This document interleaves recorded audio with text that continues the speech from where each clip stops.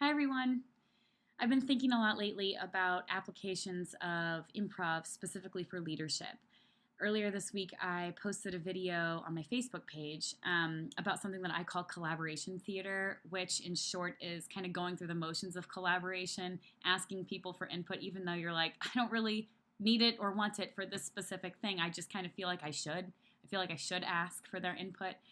And realizing that there are totally times that everyone is best served by you just doing something on your own and not going through the motions of collaborating out of a sense of obligation or trying to prove to someone that, I'm the kind of teammate, I'm the kind of leader that collaborates.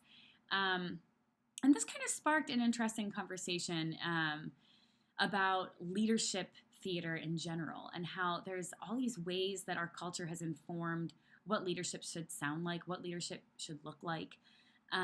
So we know to say things like, my door is always open.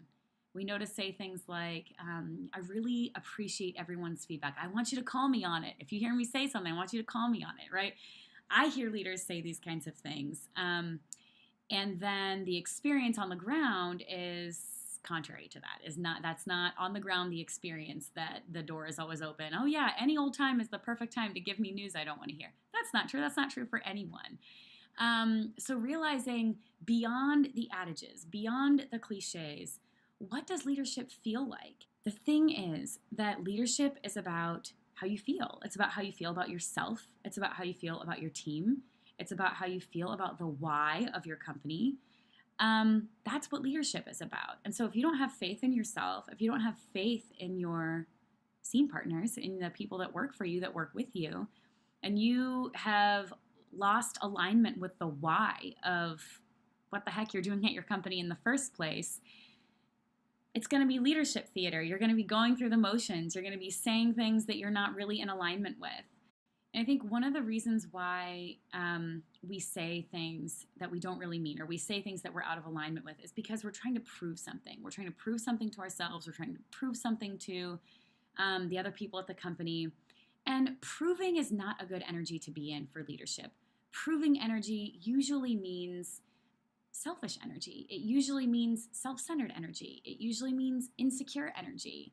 Those types of things, the decisions that you make, the ways that you behave, the ways that you brush up against other people's ideas and concerns when you are in insecure energy, not helpful at all.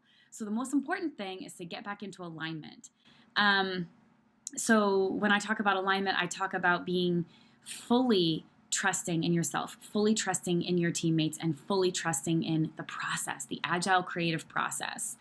By that I mean listening to the ideas around you, adding something, having the humility to listen and the courage to add something with authenticity, and trusting that that process, as you listen and build, that you will create something amazing with these people. It's okay if you can't see the finish line. It's okay if you can't see what it's going to turn into or see every step along the way. That's okay.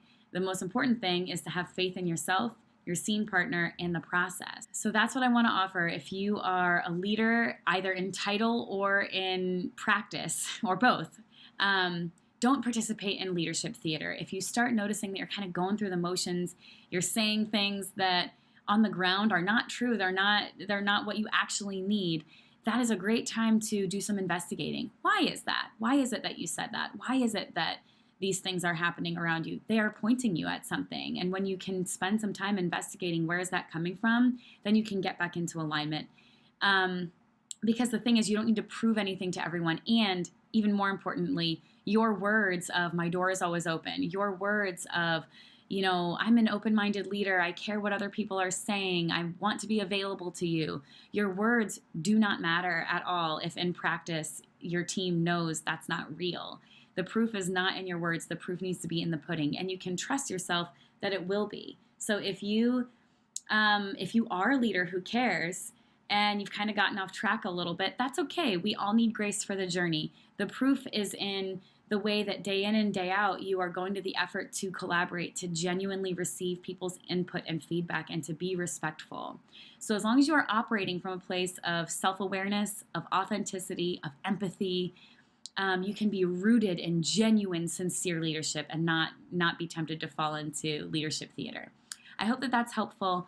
I'd love to keep this conversation going. If you are someone who is in a time of career transition, if you are someone who is in a time of figuring out how to step into the highest expression of yourself for 2019, there's room on my calendar for you, and I'd love to talk with you. So please do reach out if you're interested in hearing more about working one-on-one with me. And in the meantime, I hope that these ideas are helpful to you, and I look forward to hearing from you soon. Bye.